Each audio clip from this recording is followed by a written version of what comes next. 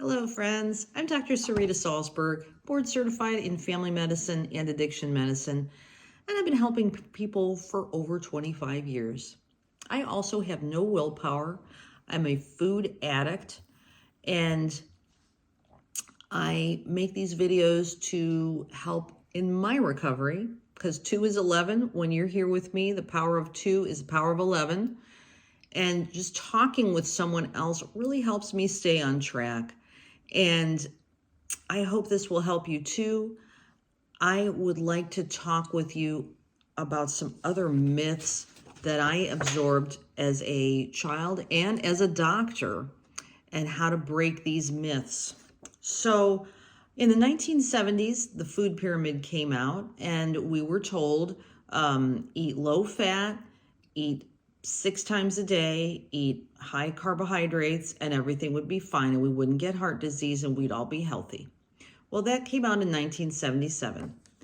I remember we had fruit break, and they encouraged all of us to bring in fruit, and then they shamed people that didn't bring in fruit. And, we would go to school, we'd probably have had Pop-Tarts or cereal and orange juice. And then, around 10 a.m., you'd maybe start feeling kind of hungry or tired, really more tired. And then they'd encourage us to bring an apple in or bring a fruit roll up was usually what we had. It was basically sugar. Could have been a candy bar, probably would have been just as good. And fruit is good, but fruit is kind of overrated. And fruit is something that I remembered saying, oh, I have to have lots of fruit. I have to have lots of fruit for my vitamin C. Well, our ancestors didn't really eat like this. Our ancestors ate far differently. And I remember talking with my great-grandmother. Well, this is my grandmother, but I remember talking with my great-grandmother when I was 7 years old. And I asked her what she had for breakfast. And she said, Sari, we had a little coffee, and then have a little bit of milk or cream in the coffee. And then we had some butter on some rye bread. And it was, it was so good. And then we went to school. And I remember thinking, oh, Grandma, why didn't you have orange juice? Why didn't you have cereal? You need vitamin C. Why didn't you have orange juice? And she just looked at me like, the rye bread was so good. And I'm sure the bread she had was real rye bread, which was not Wonder Bread, which was not Pop-Tarts. This was an actual food. And there was, actual butter, so there were actual fats. And she did fine. She was a healthy weight effortlessly throughout her life. And how did our ancestors eat? Well, they ate the opposite of the food pyramid. Basically, we're turning the food pyramid upside down here. The fats, we should have more fat in our diet and more real food in our diet. And I think the most damaging thing I absorbed in medical school was a calorie is a calorie. And that's what the dietitians would teach as well. They would say a calorie is a calorie. Just eat smaller portions multiple times a day. Well, there are people who can eat that way, and those are the people probably not watching this video. To me, doing that is torture. Eating multiple times a day has been torture. It's made me fat, it's made me sick, and it's just been kind of a metabolic slavery. So when you eat less frequently and you eat real food, you will find that your metabolism resets, that you become more of a fat burning person. And of course, this takes time. Pradeep Jamnadas will talk about just having whole foods, getting things out of your cupboard that your grandparents wouldn't have recognized. Fast food, fried food, food in a box. Those are the things that I started with. All those things are made for shelf life, and they're not made for health. And fast food, I mean, what is wrong with the fast food? Well, The fast food oils that they use to fry things are not the healthiest oils. This is to make a profit. There's nothing wrong with that, but and for a once in a while food. But when you're eating this a lot, you are really getting a burden of these unhealthy oils.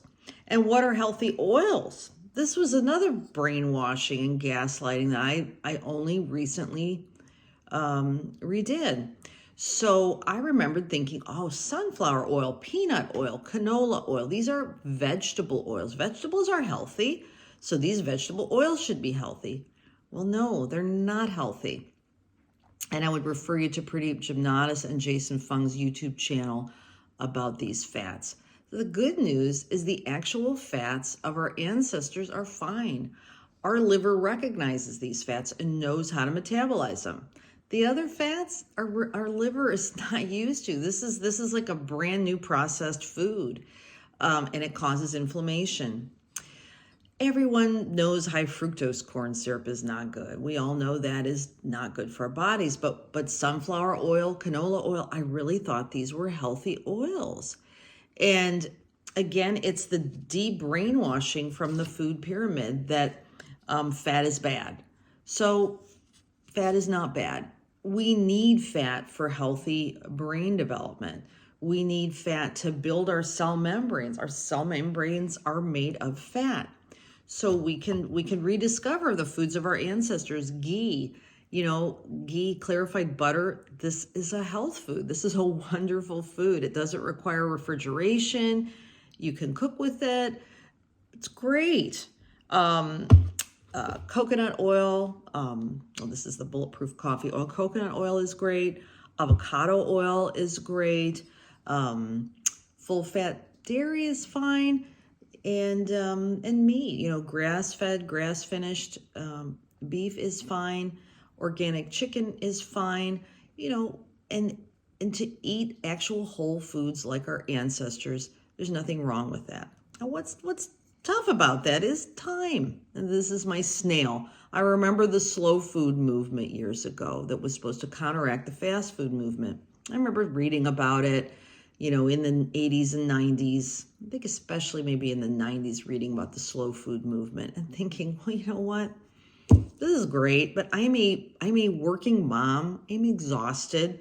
I have no time for this. I'm exhausted. Could you please give me, clone me and have someone else cook? Because I'm exhausted. And it does take time to prepare your food and eat your food. But then again, what are we doing? The most important exercise you can do is the push away. Push away the processed food that is not good for your body. And then you don't have to exercise so much to get rid of the food that you compulsively ate. And why do we do this? I'm sorry about what I said when I was hungry. So why do we eat so much? Well, we're stressed and we don't want to snap at our coworkers or our colleagues or our families. So we eat. So the other thing is, the hangriness. How do you get through the hangriness? And, I definitely, I was definitely a snacker, and the snacking kills, and the snacking is so difficult to get over. So first off, get rid of foods that are not safe in your home. Give them away, throw them away. Do not have potato chips in your home. Do not have ice cream in your home. Do not have chocolates in your home if you know these foods are unsafe for you.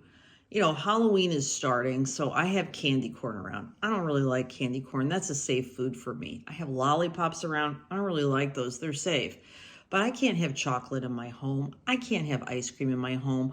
I'm BSing myself if I think that I'm going to be able to live and have those things around. I just can't. But what do I do when I'm hungry? Well, first off, stocking your pantry with things that are safe. I like this Gerolsteiner mineral water. It's got magnesium in it. It's really nice. And, you might experiment with some mineral waters, Saratoga Springs, Perrier, just La Croix. These are 0 calorie, they, a lot of times we're thirsty too. So, I mean, having some water, or even just having, water and have a little fresh lemon and squeeze the lemon and smell the lemon. It's a way to break the craving. You can't think your way out of a craving. You have to do your way out of a craving. So the other thing too, I think about, well, is this just my inner child bored? Maybe I'll draw, maybe I'll journal, maybe I'll get out with the same screaming, but I do love my doll collection. I'll hang out with my dolls sometimes, and it's weird, but or I could take a little walk. I could walk my dog. I could light a candle, and sometimes that is a very soothing thing, just to have a candle around, a nice smell to the candle. And tea. I mean, tea to me is a wonderful memory. I always remember my dad making tea. It felt safe, it felt good. And you can explore all kinds of different teas that are that kind of satisfy a craving. I love this Oliver Pluff cacao tea. Oh my gosh, it just smells really good. And just smelling something, oh yeah, it's there, I mean, essential oils. And the other thing too is I don't have to fast. I get to fast. I get to rest my body because I don't want to be on a Peloton. I don't enjoy exercising. I like doing yoga or dancing, but I'm really not a big exerciser. So, and then as we get older, that's what people told me. I'm in my mid-50s now. People were telling me as I was getting their menopause and gaining weight, they're like, oh, now you got to exercise like crazy. Now your metabolism's going to go down. And I'm thinking, this is nuts. Look at how my grandmother, she had heels on. They weren't exercising like crazy in their 50s, and they were all right. So there is hope. There's nothing wrong with you. It's just what's wrong that we have been through. And we have been through a gaslighting around food. I'd also suggest you listen to the Jerry Wise channel for setting boundaries around the social aspects of food. The voice in my head of my great-grandmother will ring sometimes. And I remember being 7 years old and around that time, and she would say, well, if you don't eat it, I'll just have to throw it away. And, she made me eat some liver sandwich on rye bread that I didn't really like. And that was so sweet of her. She was trying to help me. She had gone through food, real famine. I mean, real starvation. And she was looking at me going, oh my gosh, well, how's this kid going to survive? She's not eating and she's skinny. This is not good. So that voice is in my head. And sometimes I have to say, you know what? I'm in a different time. Our ancestors, and I think back, the wisdom of our ancestors. I mean, they survived famine. They survived, all kinds of stuff, but I'm safe now. I'm safe. We can be safe. There's nothing wrong here. Nobody's starving. And you know what? I have 40 days of food on me. I mean, in my normal fat, I could survive for 40 days. Now I would need water, but we could survive. We're doing fine. We wouldn't want to, but our ancestors did not have snack foods. They did not eat 6 meals a day, and they did fine. So every day I'm just trying to kind of recreate the food environment where I know my genes will thrive, and that will be eating less frequently, eating real food, and taking time with the food, and taking time for me. I think the neatest way of the kind of intermittent fasting lifestyle is, Jason Fung also says you can exercise your muscles, but you can't exercise your liver. Your liver, your body needs time to metabolize this food. Just simply stuffing ourselves like a garbage can is not healthy. And again, if you don't eat it, I'll just have to throw it away. Gee, what message did that send me? My body's a trash can. I need to eat stuff, eat. No, I didn't. I didn't need to eat that. She meant well. She was talking to me from her time period. And now the stuff with intermittent fasting and is really more going back to the wisdom of our ancestors. You know, our ancestors were fine. They weren't fat. They weren't unhealthy. They didn't need special drugs. They ate real food. They had they took their time when they ate. Food was special. Food was love. Food was a really special thing, and they had a lot more time than we have. So I hope this has been helpful to you. I hope this has helped you break some of your shame and stigma about how we have gotten to this point. And I hope you'll join me in the next video. Have a great day. Bye-bye.